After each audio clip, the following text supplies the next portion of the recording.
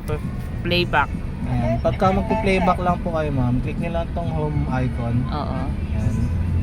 Tapos yung current nyo na video ma'am na nagre-record siya, may stop naman na yun. So punta tayo dito sa file management. Oo. Ayan. Tapos ito na yan ma'am, yung mga kuha po kanina. Anong dyan yung pinakahuli? Nasa taas o sa baba? Nasa taas po. Ito po.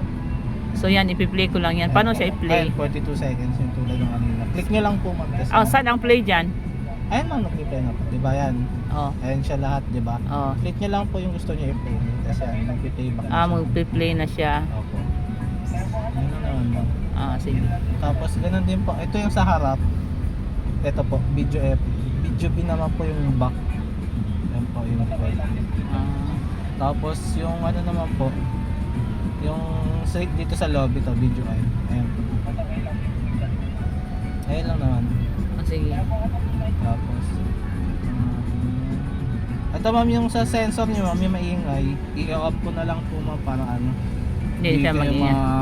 medyo ano ma'am. Parang nakaka-distract nga siya eh. Hindi man maintindihan yung sinasabi mo. Oo. Parang Yan. Pero yung sensor niya ma'am, naka-on pa rin naman, pero yung alarm lang niya, yung mga sabi-sabi lang niya. Ayan. Nandiyan pa rin naman po sa paligid. Ayan po. Nakikita pa rin yung nag-detect pa rin. Tapos halimbawa, ayan, pag may sasakyan dito sa gilid, ayan po, may parang orange siya dito na side. Oh. Indicator po yan ma'am na meron kayong object sa gilid sa mga blind spot niya. Ayan po, meron po. Ayan lang nga yun ma'am.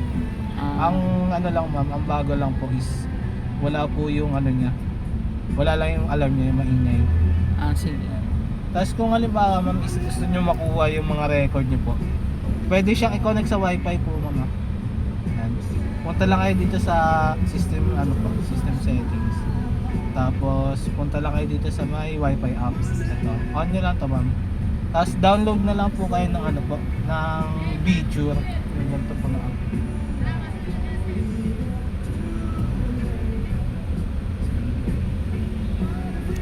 Ito, yung ganito po na app. Ito po. Vjur po. And Video. Opo, download na lang po kayo ng ganyan sa Play Store po. Ayan. Tapos i-connect ko muna mama, pero pwede ko naman tayo disconnect para ano. Tsaka ang pag-connect naman po dito may range lang. Hindi po pwede sa malayo. Oo. Yan.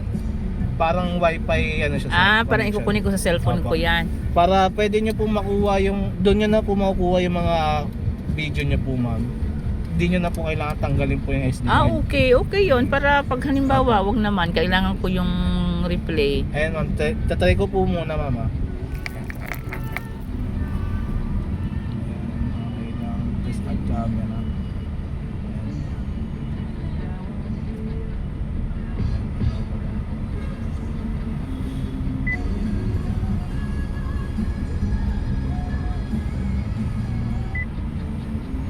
Ayan lang po natin.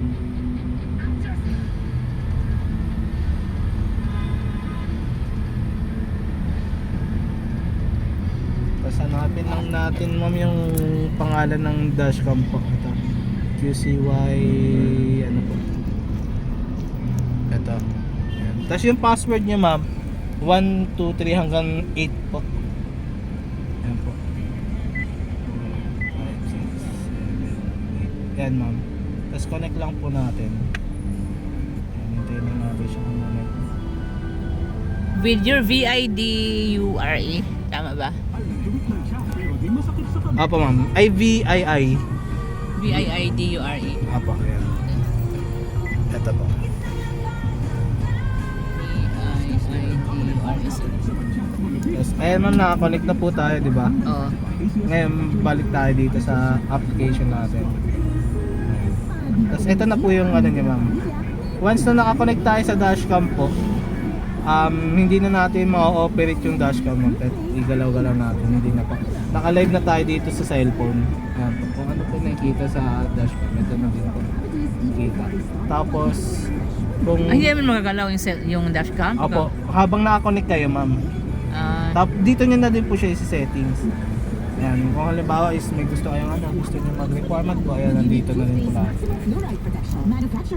Tapos, ayun ma'am, yung sa